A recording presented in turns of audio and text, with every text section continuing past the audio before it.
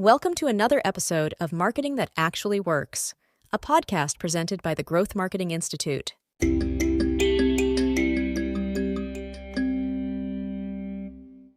Psychologist Abraham Maslow's hierarchy of needs is a model that ranks the motivations of human beings. At the bottom of the pyramid, there are the most basic elements that we need, like food, shelter, and sleep. As we satisfy these needs, we move up the pyramid and we get into things like safety and connections with other people, as well as feelings of accomplishment. The elements of value works similarly. At the bottom of the pyramid, there are functional consumer needs and/or wants, emotional ones above it, then life-changing, and self-transcendence at the very top. Here is how Eric Almquist, John Sr., and Nicholas Block put it in Harvard Business Review, quote, "When customers evaluate a product or service, they weigh its perceived value against the asking price. Marketers have generally focused much of their time and energy on managing the price side of that equation, since raising prices can immediately boost profits. But that's the easy part. Pricing usually consists of managing a relatively small set of numbers, and pricing analytics and tactics are highly evolved. Rigorous model of consumer value allows a company to come up with new combinations of value that its products and services could deliver. The right combinations, our analysis shows, will pay off in stronger customer loyalty, greater consumer willingness to try a particular brand, and sustained revenue growth. Almquist, Sr., and Block identified 30 elements of value, fundamental attributes in their most essential and discrete forms. These elements fall into 4 categories: functional, emotional, life-changing, and social impact. Some elements are more inwardly focused, primarily addressing consumers' personal needs.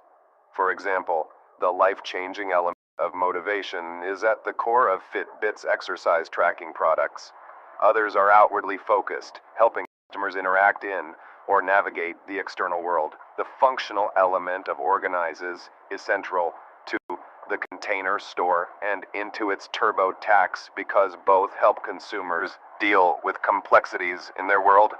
The elements of value do not accept on its face a customer's statement that a certain product attribute is important. Instead, they explore what underlies that statement. For example, when someone says their bank is convenient, its value derives from some combination of the functional elements, such as saves time, avoids hassle, simplifies, and reduces effort. And when the owner of a $10,000 Leica talks about the quality of the product and the pictures it takes, an underlying life-changing element is self-actualization, arising from the pride of owning a camera that famous photographers have used for a century. Like Maslow's hierarchy of needs, the elements of value pyramid is a heuristic model, practical rather than theoretically perfect, in which the most powerful forms of value live at the top. To be able to deliver on those higher order elements, a business or organization must provide at least some of the functional elements required by a particular product category, but many combinations of elements exist in successful products and services today, according to Almquist, Sr. and Block. Test whether the elements of value can be tied to company performance, specifically a business or organization's customer relationships and revenue growth. Almquist, Sr. and Block surveyed more than 10,000 U.S. consumers about their perceptions of nearly 50 U.S.-based companies. They found that the companies which performed well on multiple elements of value would have more loyal customers than the rest. More is clearly better, they wrote. Although it's obviously unrealistic to try to inject all 30 elements into a product or a service. Even a consumer powerhouse like Apple, one of the best performers we studied, scored high on only 11 of the 30 elements. Companies must choose their elements strategically. Almquist, Sr. and Block also found that companies doing well on multiple elements does indeed correlate closely with higher and sustained revenue growth. Companies that scored high on 4 or more elements had recent revenue growth 4 times greater than that of companies with only 1 high score. The winning companies understand how they stack up against competitors and have methodically chosen new elements to deliver over time. They wrote, Next, Almquist Sr. and Block explored whether the elements of value could shed light on the astonishing market share growth of pure-play digital retailers. This, too, was confirmed empirically. Amazon, for instance, achieved high scores on 8 mostly functional elements, illustrating the power of adding value to a core offering. It has chosen product features that closely correspond to those in their model. In launching Amazon Prime in 2005, the company initially focused on delivering the elements of reduced cost and saving time by providing unlimited 2-day shipping for a flat $79 annual fee. Then it expanded Prime to include streaming media, the elements of providing access and fun/entertainment, unlimited photo storage on Amazon servers, reduces risk, and other features. Each new element attracted a large group of consumers and helped raise Amazon's services far above commodity status. That allowed the company to raise Prime's annual fee to $99 in 2015, a large price increase by any standard. You should improve on the elements that form their core value, which will help set them apart from the competition and meet their customers' needs or wants better. You can also judiciously add elements to expand your business or organization's value proposition without overhauling your products or services. Some businesses and organizations have refined their product designs to deliver more elements. Vanguard, for instance, added a low-fee, partly automated advice platform to its core investment services in order to keep its clients better informed and, in many cases, to reduce risk. A chainsaw manufacturer that felt undifferentiated used the elements of value to identify specific ways of making future products distinctive. It focused on the elements of quality, defined as the results of using its products, saves time, and reduces cost. These 3 elements had the greatest effect on customer satisfaction and loyalty, and the company was able to build competitive advantage with them. Other businesses and organizations have used the elements to identify where customers perceive strengths and weaknesses. They start by understanding which elements are the most important for their industry and how they stack up on those relative to competitors. If your business or organization trails in the crucial elements, it should improve on them before attempting to add new ones. A large consumer bank found that, although it fared relatively well on the elements of avoiding hassles and saving time, it did not score well on quality.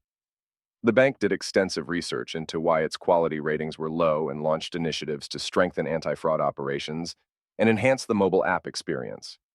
The elements of value work best when a company's leaders recognize them as a growth opportunity and make value a priority. It should be at least as important as cost management, pricing, and customer loyalty. Companies can establish a discipline around improving value in some key areas: new product development, pricing, and customer segmentation, wrote Almquist, Sr. and Block. For B2C and D2C businesses and organizations, the elements of value are, from bottom to top: functional, saves time, simplifies, makes money, reduces risk, organizations, integrates, connects, reduces effort, avoids hassles, reduces cost, quality, variety, sensory appeal, and informs. Emotional, reduces anxiety, rewards me, nostalgia, design, aesthetics, badge value, wellness, therapeutic value, fun, entertainment, attractiveness, and provides access. Life-changing, provides hope, self-actualization, motivation, heirloom, and affiliation and or belonging. And social impact, self-transcendence. For B2B businesses and organizations, the elements of value are, from bottom to top: table stakes, meeting specifications, acceptable price, regulatory compliance, and ethical standards. Functional, which has 2 groups: firstly, economic, which includes improved top line and cost reduction. And the second group is performance, which includes product quality, scalability, and innovation. Then there are the ease of doing business elements of value, which include 5 groups. The first group is productivity and includes time savings, reduced effort, decreased hassles, information, and transparency. The second group is operational and includes organization, simplification, connection, and integration. The third group is access and includes availability, variety, and configurability. The fourth group is relationship, which includes responsiveness, expertise, commitment, stability, and cultural fit. And the fifth group is strategic and includes risk reduction, reach, flexibility, and component quality. Then there are the individual elements of value, which feature 2 groups. Firstly, career, which includes network expansion, marketability, and reputational assurance. The second group is personal and includes design and aesthetics, growth and development, reduced anxiety, and fun and perks. Finally, there are the inspirational elements of value, which include vision, hope, and social responsibility. Depending on the nature of your business or organization, B to B, B to C, or D to C, identify all of the elements of value that are true, honest, and authentic to your product or service, and then score them on a scale of 1 to 10. This score should be given through the lens of your average customers, not through the lens of you or your colleagues. Individual customer interviews or a survey, while not mandatory, can certainly be helpful. When businesses and organizations conduct a full elements analysis, they are often surprised to find major gaps between their self-assessments and customer opinions of the overall experience of buying and using their offerings. In commercial insurance, for instance, elements analyses show that brokers particularly value carrier stability, product quality, variety of offerings, and responsiveness. When one large carrier surveyed its brokers, it found that it fared well in product quality relative to key competitors, but lagged in the relationship elements, particularly responsiveness. This carrier is now investing in responsiveness and in improving the overall value proposition for brokers. Next, for the values that received a score of 7 or less, figure out how you can improve their score. Finally, identify additional elements of value that you can add in the foreseeable future, and make an action plan for how you can honestly and authentically include them with a score of 8 or higher.